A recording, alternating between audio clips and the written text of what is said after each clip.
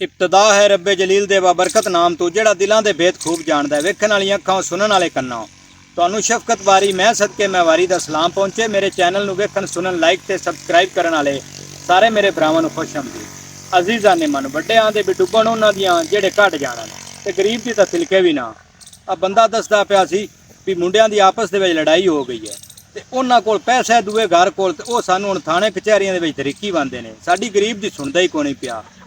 ਉਹ ਜਿਵੇਂ ਬਿੱਲੀ ਨੂੰ ਰੂਹ ਦਾ ਫੰਬਾ ਮਾਰੀਏ ਨਾ ਤੇ ਉਹਦੀ ਹਾ ਵਗ ਜਾਂਦੀ ਅਸਮਾਨਾਂ ਤੇ ਐਵੇਂ ਹੀ ਅੱਜ ਗਰੀਬ ਦੀ ਹਾਲਤ ਉਹ ਰੂਹ ਦੇ ਫੰਬੇ ਵਾਲੀ ਹੋਈ ਪਈ ਹੈ। ਤੇ ਨਾ ਕੋ ਆਏ ਗਏ ਨੂੰ ਮੰਨਦੇ ਪੈਣ ਪਿੰਡਾਂ ਦੇ ਵਿੱਚ ਕੋ ਅੱਗੇ ਮੂੰਹ ਮੁਲਾਜੇ ਹੁੰਦੇ ਆਣ ਵੀ ਆ ਸਾਡੇ ਬੂਹੇ ਤੇ ਕੋਈ ਜ਼ਿਮੀਂਦਾਰ ਆ ਗਿਆ, ਆ ਫਲਾਣੇ ਦਾ ਪੁੱਤਰ ਆ ਗਿਆ, ਫਲਾਣੇ ਦਾ ਪੋਤਰਾ ਆ ਗਿਆ। ਹੁਣ ਉਹ ਸਿਆਣੀ ਕੋ ਨਹੀਂ ਰਹਿ ਗਈ। ਬਸ ਉਹ ਪੈਸਾ ਹੈ ਤੇ ਪੈਸੇ ਨੂੰ ਪੀਰ ਬਣਾਈ ਬੈਠੇ ਨੇ ਤੇ ਬਹਿਣਾ ਬਿਰਾ ਬਣਾਈ ਬੈਠੇ ਨੇ। ਤੇ ਇਹ ਕਿਹੜਾ ਕੋਈ ਐਡਾ ਨਾਲ ਹੰਡਣ ਵਾਲੀ ਗੱਲ ਹੈ। ਇਹ ਤਾਂ ਅਗਲੇ ਪਿਛਲੇ ਪਾਰ ਦਾ ਪਰਛਾਵਾਂ ਹੈ। ये अज तेरे कोल है कल मेरे कोल है। इनका एडा मान नहीं करना चाहिए। ये परछावां ढल जाता है। वो जिमें है भी सदा ना बागी बुलबुल बोले, सदा ना बाग बहारां ते सदा ना मापे हुसन जवानी, सदा ना सोबत यारां।